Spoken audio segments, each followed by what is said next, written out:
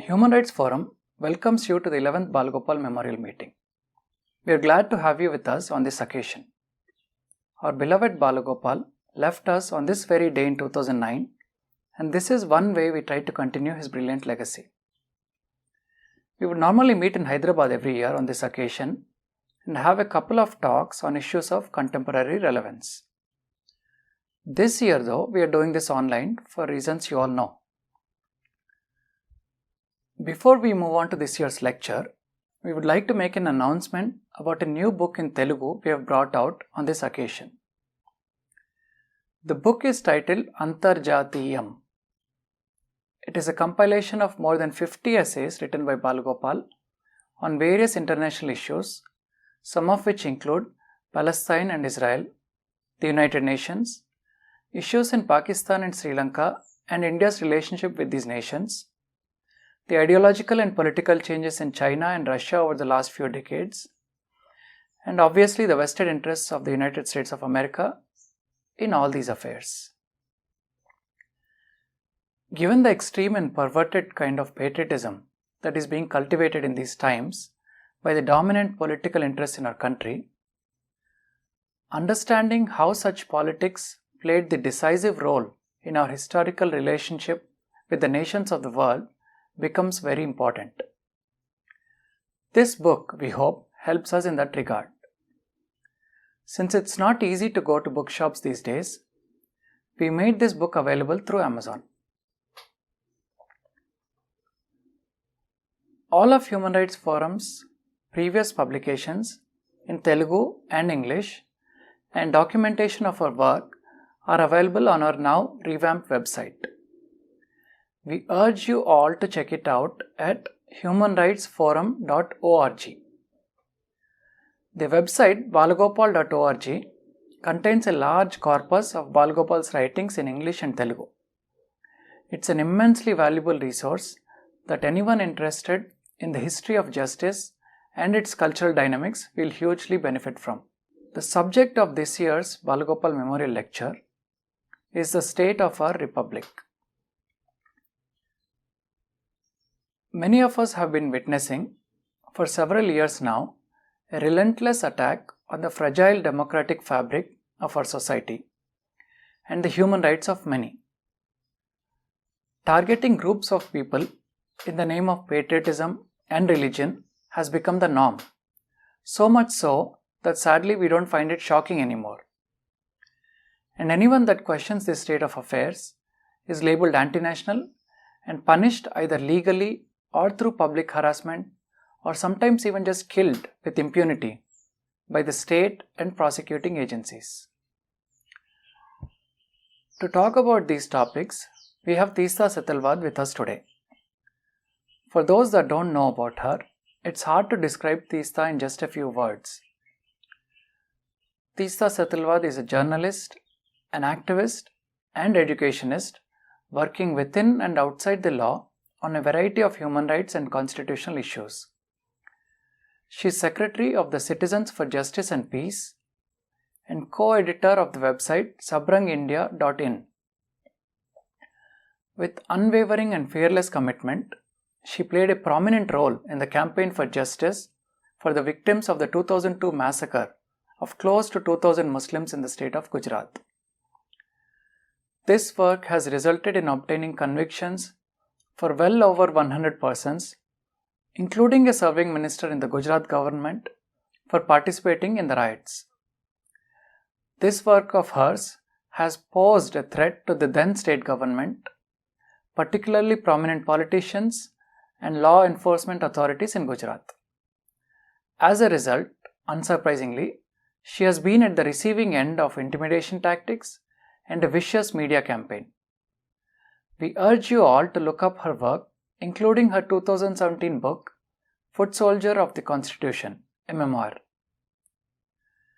We now move on to the Balagopal Memorial Lecture of this year on the state of our republic by Teesta Setalvad.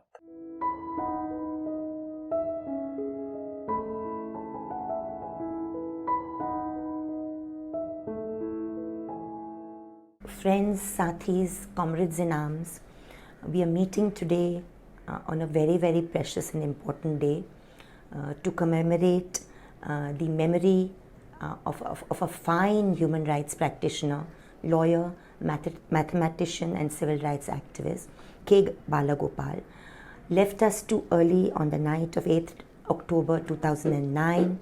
But what a legacy he left behind. His analysis of structural inequality and violence, his ability to pierce through the most complex human rights situations and issues, his ability to interconnect the violations, be it in Jammu and Kashmir, Gujarat 2002, Andhra Pradesh, Odisha, Uttar Pradesh. We miss him. We miss his amazing analytical skills and also his intense and innate humanism. For us at Communalism Combat and me personally, Teesta Setalvad, Balagopal was a dear friend, and we remember him with a lot of fondness and a lot of regret. Thank you so much, Human Rights Forum, that was founded by K. Balagopal, after he severely criticized the human rights violations within sections who worked for the poor and the marginalized. Thank you, Human Rights Forum, for again inviting me on this very important day. The topic of my lecture, what I've been requested to speak on, is the state of the Indian Republic. And it is indeed in a very sorry state. We still have our dear and valued Constitution to give us the courage and the clarity to continue our battle. But we are seeing the Constitution and we are seeing constitutional institutions hollowed out every day. Where do we begin and where do I begin? Yesterday, we saw the travesty, the complete travesty of the CBI court in Lucknow delivering the Babri verdict. 29 years after the openly witnessed daylight demolition crime committed in broad daylight on Sunday, December 6th, we are told that it was not a premeditated act, there was no criminal conspiracy, and the accused will not be punished. I started my yesterday morning with a sense of foreboding, because a sense of permanent dread seems to accompany most of us human rights practitioners over the last 6.5 years. There was not really much hope that the verdict could go anywhere else, but when it came, the first thing I thought of is to talk to my colleague and fellow journalist and writer Ruchira Gupta, who was not just eyewitness and on the Ram Chabutra, where L.K. Advani, Murli Manohar Joshi, Uma Bharti, Swapan Das Gupta and Chandan Mitra were standing and celebrating and egging the crowd on, but she had the courage to in fact go inside after the second dome fell and was made to fall and demolished, and there she was violently attacked, molested, almost killed before she was rescued by somebody, a fellow traveler from Bihar. There's been worse last week, friends. We saw the most inhuman and ghastly gang rape and torture of a young Dalit woman at Hathras in Uttar Pradesh. And worse than the fact that there was a delayed attempt to help her out health-wise and take her to AIMS Delhi by the administration, where she unfortunately passed away the day before yesterday. The worst thing is we woke up to the news on 30th September that her bodily remains were not even given for dignified last rites to her family, which is not just a fundamental human right in national and international law, but is also something that allows for emotional closure for her family. Even that was denied to this Valmiki family in Uttar Pradesh. Then we saw another such rape in Balrampur and Aligarh, and it looks like the kind of ideology that is ruling India today in Delhi and in many of our states. Fortunately, there have been pushback in some of our states, but the ideology of a supremacist India, the ideology of overturning constitutional morality, constitutional law and the rule of law, appears to have given a complete go-ahead to those forces that espouse patriarchy, violence, casteism and blatant communalism, unequal citizenship.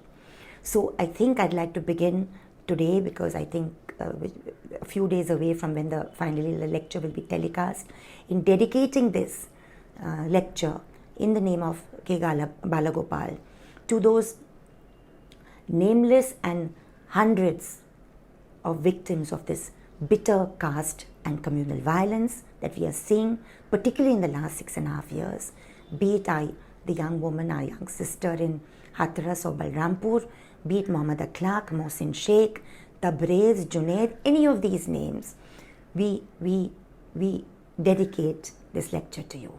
We also dedicate a lecture to hope, and the hope came from Bilqis Dadi and the countless women and young Muslim men and women leaders from not just Shaheen Bagh, Jamia, JNU, Aligarh Muslim University, Lucknow, Hyderabad Central University, Muslim and non-Muslim, which young Indians have actually spoken truth to power fearlessly. And today it is very, very unfortunate that 22 of our young leaders are incarcerated by the Delhi police, taking vicious advantage of the COVID-19 pandemic lockdown and using a draconian law, the UAPA, the Unlawful Activities Prevention Act, so that they are denied bail and they are incarcerated without fair hearing and without due process of law. We dedicate this lecture to them as well, be it Gulfishan, Ishrat, Umar Khalid, Sharjeel, any of them. The names are endless. We also dedicate it to 22 other lesser known victims of the National Security Act in Uttar Pradesh. I mean, ordinary working class people, the rickshaw puller, the thela wala, who have been just incarcerated by the Adityanath administration, and worse still, their properties are being attached in a completely illegal and unconstitutional fashion. So what are we seeing happen to the Indian Republic? What is happening? What kind of unraveling have been seen in front of our eyes over the last 6.5 years? We are seeing, first of all, the application of unequal citizenship in various spheres. And the application of this unequal citizenship, which goes against Article 14, 21, 15, 16, 17, 25 to 30 of the Indian Constitution, the application of discriminatory governance, discriminatory law, let's be very clear, stems from an ideology. Stems from an ideology that is ruling this country today. This ideology has captured power through democratic means. This ideology is not Indian or Hindu. I just want to make that very, very clear. This ideology is proto-fascist. It is the ideology espoused close to 100 years ago. It will be 100 years in 2024, 2025 by the Rashtriya Swayamsevak Sangh and the Hindu Mahasabha. An ideology that has taken complete and utter inspiration not from a more eclectic Hinduism which was inclusive, but the most rigid form, because like V.R. Savarkar said, that Hindutva is not a religion, it's a militarized state. So the RSS and Hindu Mahasabha have taken their inspiration from Mussolini's Italy and Hitler's Germany. So what we are seeing today, and let's be very, very clear about that, we are seeing today the hollowing out of the Indian Republic. We are seeing it because this ideology believes that to be able to transform, transform is their word, I would say completely kill the idea of the Indian constitutional republic and actually convert it into an autocratic, discriminatory, theocratic state, Hindutva, you would need to overturn the constitution. Now, do you therefore need to amend it, or can you hollow it out, have it there on paper, but actually the practitioners who are supposed to implement the rule of law, which is laid down under the constitution, be it our police, be it our administration, be it our school structures, education structures, what we teach, what kind of history we teach, be it the judiciary, lower and higher, should be the buffer against this kind of incursion. Are these institutions caving and giving in? What about the Election Commission? The day the farmers' protest was held on 25th September against 3 farmers' bills that were rushed through Parliament without adequate debate. That day was the day the Election Commission were coerced into declaring the Bihar elections in a very crude attempt to kind of divert electronic media attention away from a spectacular protest that took place in hundreds of locations where 150 to 200 farmer organizations joined and protested the complete hollowing out of the agrarian structure. No guarantee of minimum support price, no guarantee of procurement, and we are being told that the farmer will be able to sell his or her produce to the open market. We've seen what the open market has done to this country since 1991. We'll come to that in a bit. But before that, I'd like to get into the fundamental thing that we as activists and practitioners and lawyers need to understand. That what do we do when the Constitution remains there as an ideal, for us at least on paper, but those institutions that are meant to actually enforce the rule of law under the Constitution are hollowed out by men, women and minds who actually believe in the overthrow of the Constitution.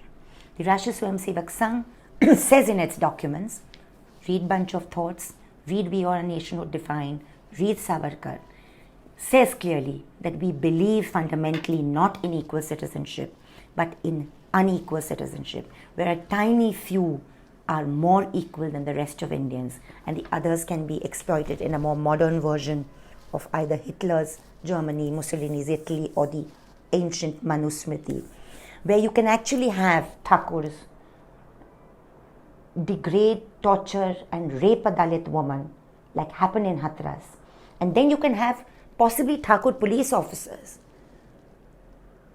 completely giving a go by the law and not even give the body and the remains for a just cremation to the family. So if you have in our police, in our judiciary, in our school structures, in our teachers, in all these institutions of constitutional governance, election commission, actually people who believe not in the constitutional values laid down by Baba Saheb Ambedkar, our reformers, our, from south and north we had people who contributed to the Constituent Assembly debates.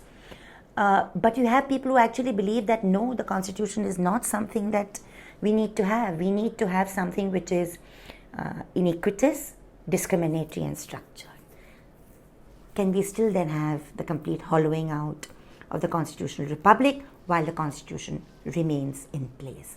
That's the harsh question for us. Let's not forget, friends, that the Parliament, where there is a brute majority enjoyed by the RSS-driven BJP, the Parliament today is being used to demolish constitutional morality and constitutional law brick by brick. Whether it is passing fundamental changes to the law as money bills so that they don't need proper discussion, whether it is the way the farmers' bills were passed, whether it is the bill, the workers' code, you're taking away workers' rights, hard-earned over 150 years. So the Parliament is actually being used to thwart the will of the Indian people. Our preamble tells us, we the people of India, the sovereignty of this country lies in its people. So for instance, if there is a law, there's a set of laws that are actually passed to overturn constitutional values, which are blatantly unconstitutional, which is happening in front of our eyes. It happened in 2014, it's happening in 2019. When that happens, you can see that the Parliament itself has been captured by this majoritarian ideology, and Parliament is being used to actually demolish our constitutional structure brick by brick. It happened on 5th of August 2019 when Article 370 was abrogated, and our brethren, our sisters in Kashmir have been made to live with a completely undignified existence since then. Even before that, things were very, very bad. After the Burhan episode in 2016, we saw the kind of brutality of this regime. But following the abrogation, fundamental rights have been taken away from our sisters and brothers in Kashmir.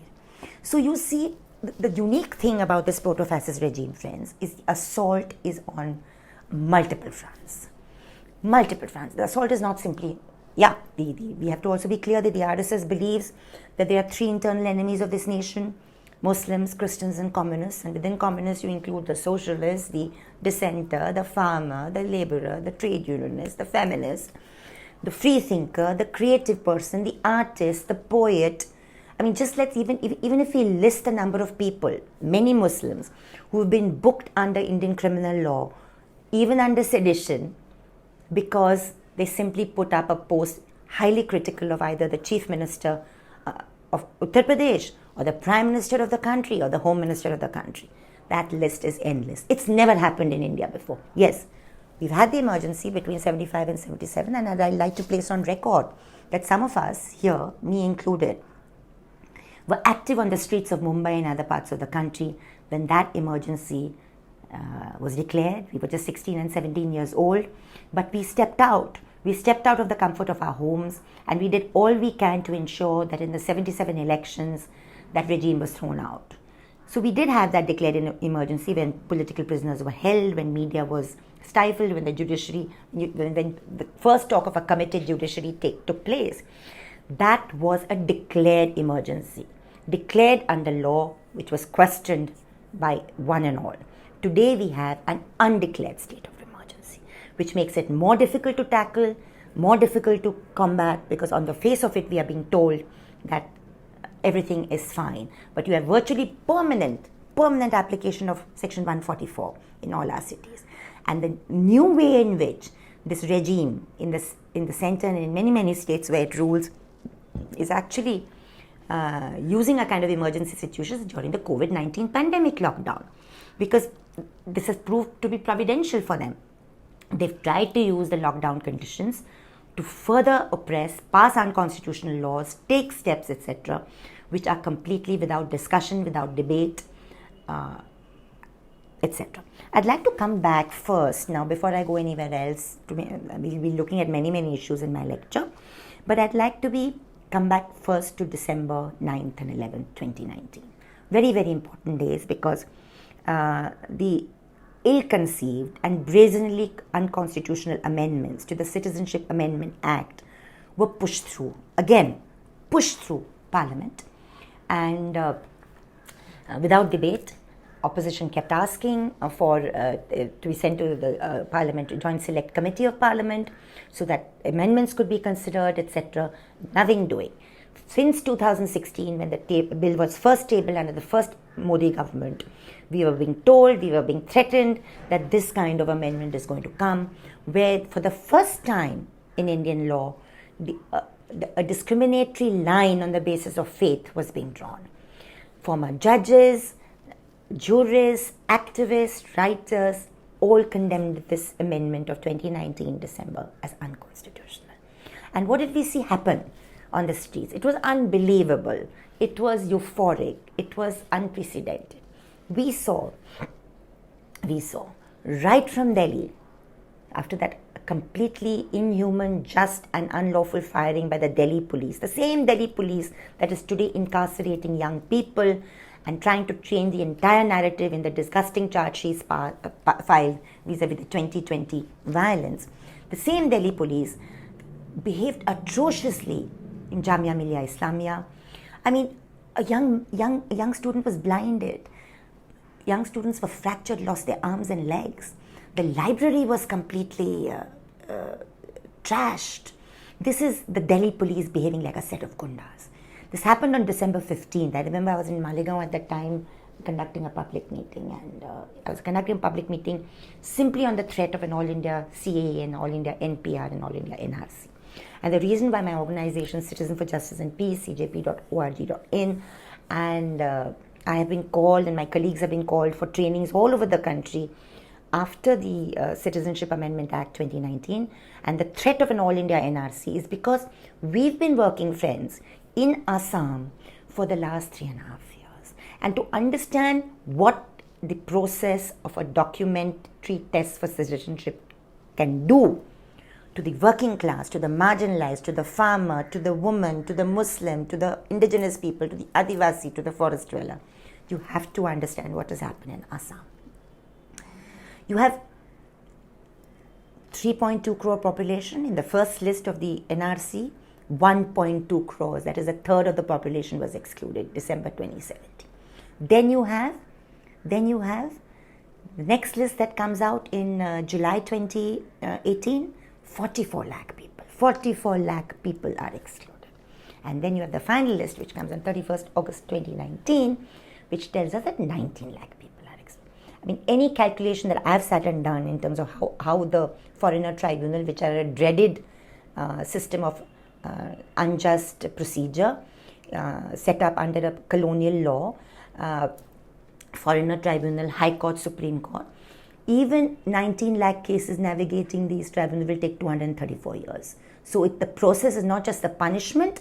This entire process is meant to permanently exclude the population from any participation in citizenship, which means government schemes, jobs, welfare schemes, Aadhaar card, PDS, etc.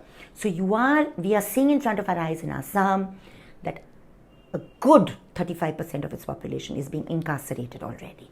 Do we want the same thing to happen in the rest of India? That's the question people started asking spontaneously.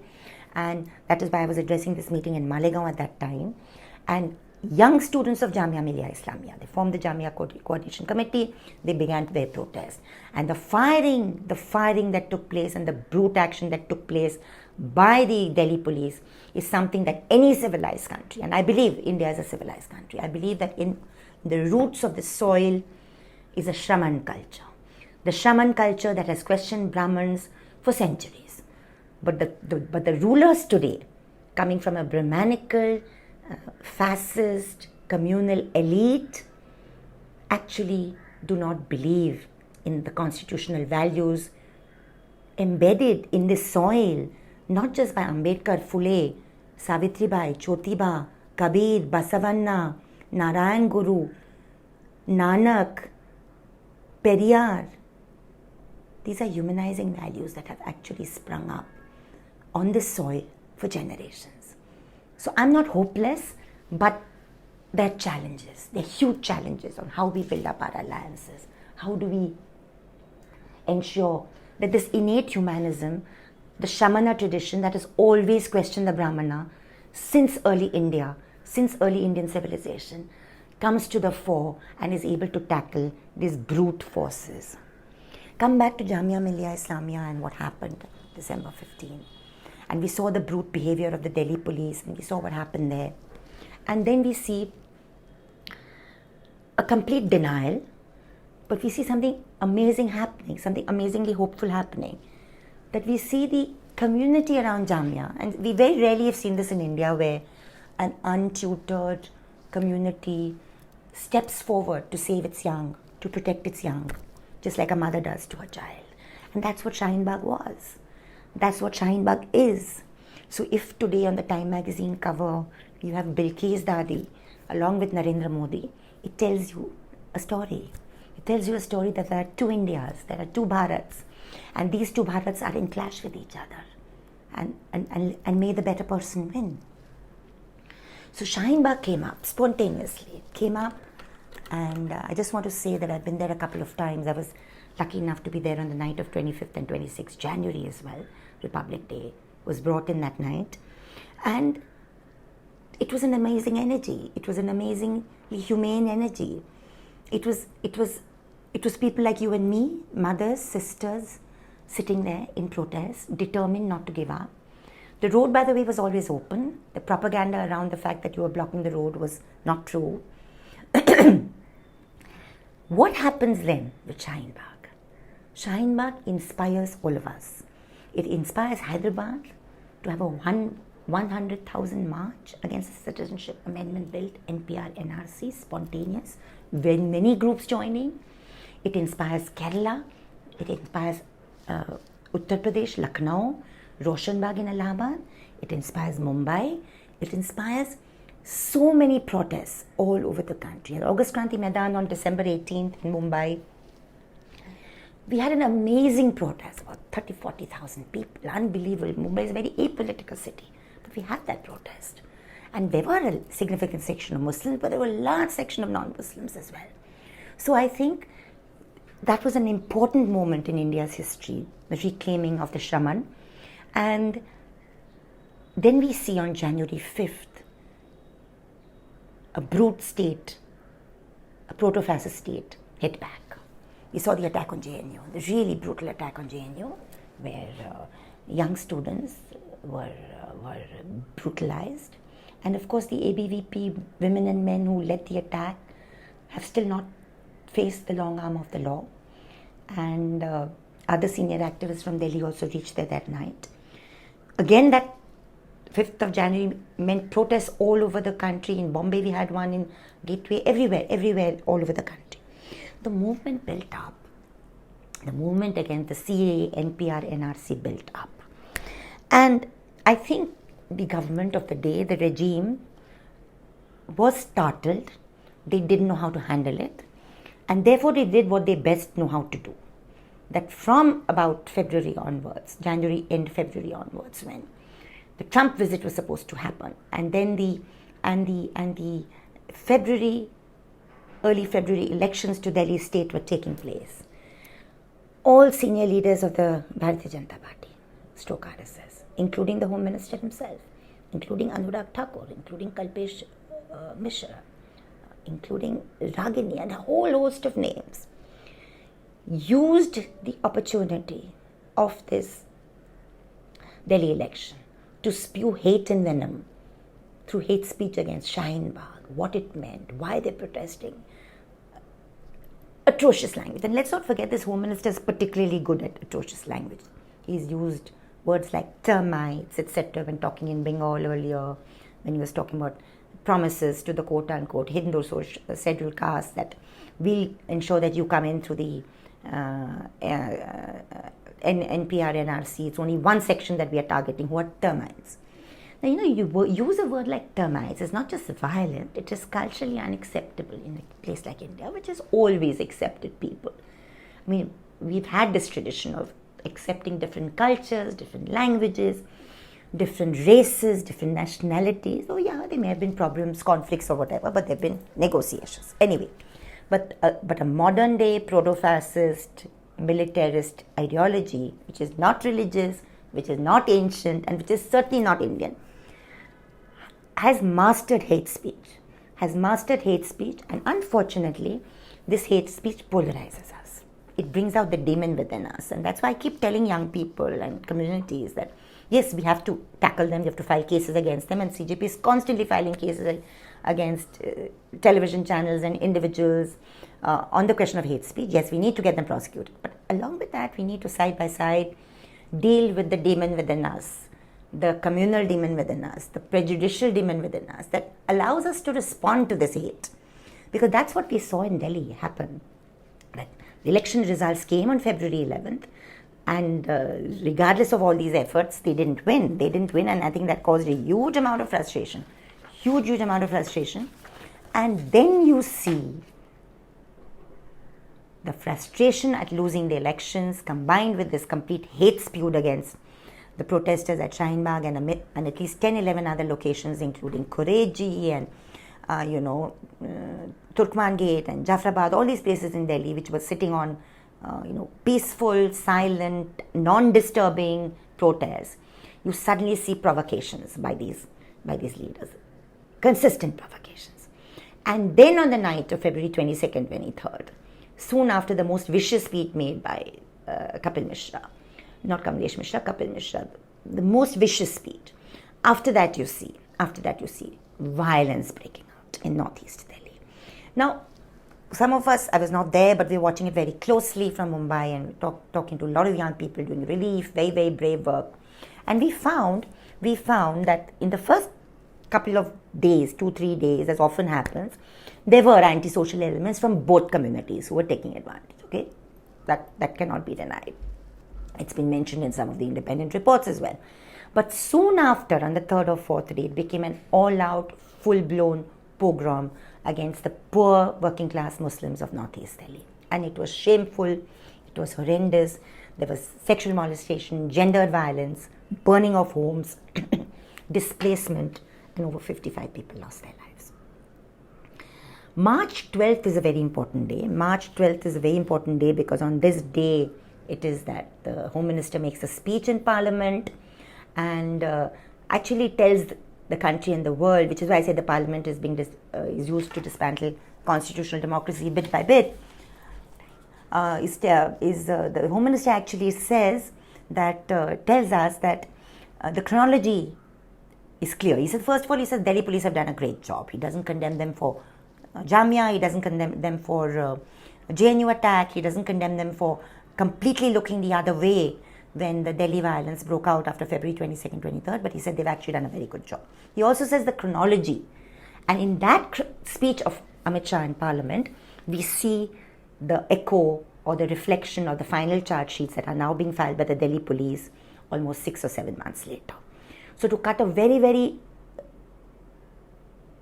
crude and sad story short, I'd like to say that the Delhi violence, the Delhi police is under the Central Home Ministry. There's been an old battle from the Congress time, Sheila Dikshit time, and they said the Delhi police should be under the state government like in different states, so that the central government cannot use it as a vehicle of power and political push. But that's what the RSS BJP has done. And therefore, you have people incarcerated under normal criminal law where you have about 700 Muslims and you have 600 Hindus. But worst of all is that the COVID pandemic time has been used for these 22 UAPA cases to be filed against the youngsters that I mentioned, of which 19 are Muslims. So it's a very sickening discriminatory use of that law, whether it is Umar Khalid, whether it is anybody else. Now, what has happened in the last 6.5 years is something that we need to really closely examine, particularly if you look at yesterday's verdict and what has also happened to this country since 92-93. The slow poison, the slow hate, the legitimization of hate, and the complete constitutional position people actually spewing hate. So now we have a situation by which there is such a legitimization of hate that what Advani legitimized through his bloody Rath Yatra in the 80s and 90s today is actually entrenched on parliament records. I mean, just 4 or 5 days back, you had a BJP parliament abusing Graham Steins, and that's gone into parliamentary records. You've had Smriti Irani abuse, you've had Sakshi, you had many central ministers use abusive language against Indian citizens who happen to be either Muslims or Christians or dissenters. So this is all now part of parliamentary record, and therefore we are seeing post-truth or the end of history. One more thing I'd like to talk about the COVID pandemic lockdown, because that last 7 months have been difficult for all of us, difficult for you, difficult for us, difficult for human rights practitioners. And how has the government and how has the central government and the state government with the BJP RSS rules misused the agencies of the state during the COVID pandemic lockdown to curb fundamental freedoms, to curb protest, to actually pass private mining laws, to pass the labor code bills, to pass the 3 farmer bills, so that you just stymie debate, you just cut forward the debate and don't allow debate to happen. I think I have to talk about this, that there was a congregation of the Tablighi Jamaat in Delhi, Nizamuddin, mid-March, 12th or 13th of March. Okay. Now, for a congregation of something like the Tablighi Jamaat, I mean, I don't necessarily agree with the ideology of the Tablighi Jamaat. I find it backward looking. That's not the point. Religious congregations of many kinds in our country are backward looking, whether it is the Kewadiyas who march from UP to all over Delhi, causing huge civic disturbance, etc. But anyway, coming back to Tablighi Jamaat, there was this permission given to this Tablighi Jamaat in Delhi. Now, who gives this permission when such a large congregation of a few lakh, 100,000 people is allowed to gather? It's the local administration and the local police. Local police is under Amit Shah, the Home Minister. Okay, we need to remember that. Now let's go to what happens. Suddenly you find, after the declaration of the pandemic, lockdown, unthought of declaration of the lockdown by the Prime Minister, who did not even give time to our migrant worker families to make a dignified journey back to their homes. And we need to say that apart from anything else, that this regime, this proto-fascist regime, is anti-poor, it's anti-worker, it's anti-farmer, it's anti-Dalit, it's anti-Adivasi, it's anti-forest dweller, apart from being anti-minorities. So you suddenly see even a channel like India Today, Rahul Kanwal, and many Hindi channels using the Tablighi Jamaat episode to spew venom of the worst kind. And this had an impact. It had an impact in Noida, in Greater Noida, in villages in UP, villages in Himachal, you had a young man, Danish, take his own life because suddenly the villagers around him started to say that you're a super spreader, you're a COVID spreader, you're from the Tabligh Jamaat, because he had attended the congregation in Delhi. He just took his own life. So this phenomenon of journalism as genocide is also something that we are seeing in a very, very sharp and crude way in the last 6.5 years. That it's not just the regime is acting, it's not that the regime is not just targeting some people. We were targeted, I was targeted in 2014-15, right in the beginning. Many others have been subsequently targeted. But while we are being targeted, the electronic media is a vehicle of that targeting. That is a very important phenomenon. It's a Goebbelsian phenomenon. It's a Hitlerian phenomenon. It's a fascist phenomenon. That the electronic media is used to spin lies, spin tales, hate monger, and actually create a sentiment among section of the public which makes it easier for those persons, whether it's Umar Khalid who was shot at, or Shaheen Bagh where the shooter went, or anybody else, to actually be violently attacked. So actually you're seeing this phenomenon with electronic media channels, who, by the way, are controlled by corporates. And that's the other thing we need to know, because the biggest abdication in today's India has been by the media. Media is not telling the story, is not looking truth to power. I'm talking about the electronic media, as it should be doing. It is succumbing to the agenda of this proto-fascist establishment. The brave voices who have withstood this pressure and who report from the ground, who do your beat reporting, who reported on the mass migration of 10 million people, 15 million people, 20 million people, 100 million people in those days of the lockdown, on foot, as a shameless government did not even give them transport at state cost. The figures of the Ministry of Indian Railways tells us that 10 million people got Shramik trains to go back to their hometowns in the month of May 2020 alone, all at their own cost. Other migrant workers, and we've done a lot of relief in Mumbai and around surrounding regions in March, April, May, June, spent 7,000, 10,000, 40,000 for trucks, for lorries, just to get back home. So not only did we desert our migrant worker population, but we also decided that we will tell a lie to the Supreme Court, okay? And that's what the regime does very well. And therefore, when the matters came up in the Supreme Court, they were telling the Supreme Court that, the journalists who actually reported on this are vultures. They're not doing their job, they're vultures. And the high courts that have given actual relief in the COVID pandemic time, they're running parallel governments. So this is the kind of language that is coming out of the establishment, and unfortunately the higher courts are not being as critical of this and not setting things right as fast as they should be doing. And this is why we are saying that some of our institutions are being completely hollowed out. Are laws being used to stifle the constitution? I said so in the beginning that the UAPA is being used, the PSA is being used in Kashmir, the NSA is being used, the AFSWA is being used in Kashmir and Manipur. Now you will also have the Farmers Acts, the 3 Farmers Laws, and the Labour Codes all being used against our own people. So the hard-earned rights that we've seen, we struggled for years to make constitutional principles enter our laws. The Dowry Act was passed much later. The Scheduled Caste, Scheduled Tribes Act was actually actualized. It's not even really practiced properly even now, as we saw in the case of Hathras, where the body is not given for cremation, etc.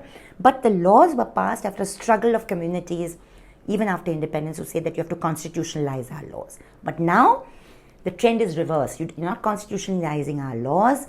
We are trying to enact laws that actually destroy the constitution. When we talk about the use of preventive detention, I need to have a special attention to Uttar Pradesh, because Uttar Pradesh is probably one of the worst regimes currently in terms of human rights violations, Dalit atrocities, anti-minority violence, sheer hatred and sheer communal poison that is being spread. Just like you had protests everywhere else, you had protests in Uttar Pradesh when the CAA 2019 was passed. And you've seen, whether it is the Purvanchal, East UP, where Mau there are over 250 cases against people. In Lucknow there are cases, like I mentioned, against people. And worst of all, the Uttar Pradesh has come out with an ordinance that said that they are well within their rights on their own, without any proof of a court, to attach properties of anybody they wish to. So you're really seeing a colonial, draconian kind of period where the law is being used to completely destroy our fundamental institutions. I have so much to speak about. I'll speak a little bit now about the Adivasis and forest dwellers, who are 8% of India's population all over the country, whom we also work very closely with. And many Adivasis, when I do constitutional law trainings with them, etc., they tell me that, we actually got independence not in 1947 or 50, when you keep saying constitution, constitution, constitution, but we got our freedom in 2006. Why do they say 2006? They say 2006 because in 2006, the Forest Rights Act was passed. It's a long name, but Forest Rights Act was passed. And this Forest Rights Act 2006 is a recognition of rights law. It's the Scheduled Caste, Tribes, Other Forest Dwellers Recognition of Rights Act 2006, with its rules which were passed in 2007 and 8. And the important thing about this law is it's an all India law, and this law is the first time recognizes the historic injustice done to our Adivasi and forest dwelling people, and gives them the right, through a very arduous process, to stake individual and community claims to claim back lands that they've had even prior to the British, so 200, 300 years, and there's a very laid down procedure for this. Now, what has the Modi government 1 and 2 done to completely nullify this law? First of all, you got that atrocious eviction order from the Supreme Court in February last year, and there was a huge pushback on that order, Arun Mishra's order of February 2019, and then there was huge protests all over the country, so there was a stay within a week. And then we had 19 different individuals and organizations filing intervention applications in the Supreme Court. We were one of them. We are, of course, the fourth petitioner. First is Sukalo Gond, Nevada Rana, All India Union of Forest Working People, and CJP. And we are saying that, listen, we are the stakeholders. You can't talk about eviction when eviction doesn't exist under FRA at all. You have to understand that we are undergoing a process of claiming community and land rights. And if there's any question that any environmental group like Wildlife First or something is talking about, talk to us and hear us first. The moment all of us intervened, there's been a stay. The matter is still in the Supreme Court. But what has Modi government done apart from not intervening vociferously in that matter?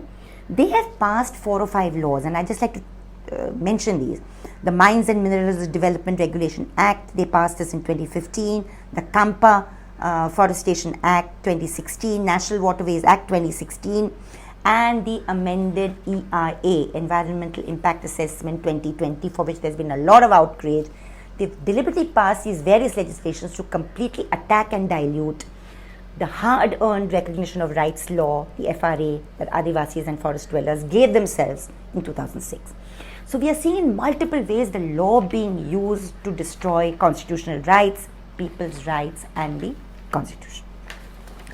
I mentioned about how sections of the media are playing the game of the regime, but I also want to pay tribute to my amazingly brave fellow travelers in journalism who have lost their lives. India has gone down in the Press Freedom Index. Many, 136 or 142 journalists have lost their lives under the Modi 1 and Modi 2 regimes. During the COVID pandemic, last 6-7 months alone, over 1,000 journalists have lost their jobs. And many of them have also contracted COVID. We didn't understand. Some of us did. We are part of the union movement even within journalism. Many journalists didn't understand when the contract system of work came up among journalists, the connection between independent journalism and permanent jobs. The moment you're on contract, you're vulnerable. Then you don't want to stand up and talk back to your editor or a news editor who says you have to do a story which is planted. The moment I know I'm protected by my job, I can take an independent stand, do my beat journalism, and file my stories. So you see, neoliberalism, the proto-fascist attack, the transfer of public resources to private capital, all of this is happening in an accelerated way under the Modi 1 and 2 regimes. Railways have been almost completely decimated. We are seeing private players come in, which will mean that all the less accessible routes will not be available. Fares will go up so much that the ordinary Indian worker, migrant labor, lower middle class will not be able to travel. and it will become just for the upper middle class and the super rich. What do we do about all of this? How do we counter all of this? Where is the resistance going to emerge from? The way I've been able to cope and my organization has been able to cope is first to not lose sight of the day-to-day struggle, to keep chipping away multiple ways, different struggles. And related to that is a historical understanding which I think some of us sometimes lack, or we fall prey to the propaganda of the right wing. And I'd like to spend a few minutes on this. You know, often super right wing guys tell us that constitutional values, right to freedom, right to life with dignity, are foreign concepts. I've done a little bit of work on this because I'm a passionate student of history and law, and I really believe that's not true, you know. Yes, of course, there was a certain modernizing framework that Baba Sahib and the Constitutional Assembly, 299 members, were able to give to the Constitution because of the values thrown up by the French Revolution, the battle against slavery, Martin Luther King Sr. and Jr. in North America, worldwide struggles. Of course, that modernizing influence, the hawa of freedom blows and we get inspired. But a fundamental issue which I've been reading about and grappling with, and I really believe this to be true, and different historians look at it in different ways, but I think there's so much material on this that we need to bring out, which is that, you know, the real battle for equality, non-discrimination, justice, gender equality, caste equality, inter-community toleration and dialogue has come from the soil, this large South Asian subcontinental soil. So whether it was Buddha or Mahavir, or whether it was Charvakas, an atheist philosophy which you won't find in Brahmanical history books, or whether Lokayat tradition, or whether, like I mentioned, all our seers and saints and dissenters, whether it's Basavanna, Narayan Guru, Periyar. By the way, there's a long list of Sufi and Bhakti women poets which people are researching on. So Mirabai's name we might know, but there is also Jugabai and Sufiabai, and there's so many others who've actually lived and spoken as single women in the societies of the 12th, 13th, 14th, 15th century, and, you know, articulated their relationship with society and their maker in very equitous terms. In Kashmir, you have the Lal Ded myth, Nuruddin and Lal Ded's mythical relationship, where there are questions, there are answers, there are intimacies, there are serious philosophical questions about equality being raised. So I just want to tell friends, and particularly younger friends, that, you know, there is something in the soil which is always questioned, which is always resisted, which is always organized.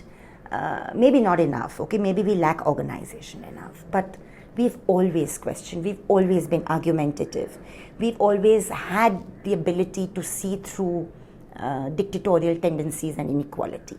So that's what we need to recapture now today, regional histories, regionally inspirational heroines and heroes, stories, narratives, and most of all build alliances, because I think unless we are able to understand the intersectionalities of the attack, yes, I think today the Indian Muslim is really sorely under the worst and bitter kind of attack, but so is the Dalit, and so is the migrant worker of a different kind, and so is the fish worker who mans our coast with the terrible coastal policy that the Modi government is employing.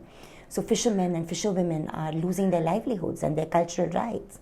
And so is the Adivasi and forest dweller. So is there some way, as movements and human rights groups, we can work at building intersectionalities? And what I mean by intersectionalities is to be able to build lasting understanding and alliances. Among our migrant worker population, there are women, there are Dalits, there are OBCs, there are Muslims, there are Christians. Among our farmers, you have the same denominations as well. Among our forest dwellers and Adivasis, you have Van Gujars, who are both Hindu Van Gujar and Muslim Van Gujar. I mean, fish workers, you have the Christians in the south, you have the Muslims in Malabar, you have Maharashtrian Hindus in Maharashtra and Karwar, etc. So is it not possible to somehow build intersectionalities? Our unions need to look at this issue. Our farmer organizations need to look at this issue. The unorganized sector organizations need to look at this issue. But we cannot compromise on tackling of othering and hate. If these intersectionalities have to be lasting, have to endure propaganda which is coming every day in vicious WhatsApp groups from the other side, where half-truths and myths are being fed to us, and my inner demon feels satisfied, so I fall prey to that myth, half-truth. We need to be able to have the strength to tackle hate. That has to be foregrounded in our agenda. We cannot allow our Muslim brothers and sisters to become the butt of othering. We cannot allow our Dalit sisters and brothers to be the butt of othering, hate and violence. We cannot allow the lynchings to take place, the rapes to take place, the violence to take place. We need to reclaim our public spaces together with understanding, with empathy, and knowing that our history has been one where the Shraman has questioned the Brahman and has always been oppressed back. But I think the victory eventually has to lie with the Shraman. And if we believe in somebody like Balagopal, who with his absolutely sharp and in-depth understanding of structural inequality, I mean, his elucidation on the death penalty is surpassed by none. And who the death penalty is given to and how. I think we need to really spend some time in building these deeper understandings and translating these deeper understandings into collective action, long-term collective action, where hate propaganda needs to be dispelled within the family, within the mohalla, within the society, within castes, within unions, within farmer organizations, within women's organizations, everywhere. Our lawyers have a huge role to play because we need to fight this battle in the courts and beyond as well. Independent journalists have a huge role to play. And young people, most of all, who've proved to this country that they can be the opposition when the real opposition caves in, they have a role to play, and I'm sure they'll play it. Thank you so much, friends, for having me on this very, very precious and important day for me, both emotionally and ideologically. Thank you so much. Good luck. Bye-bye.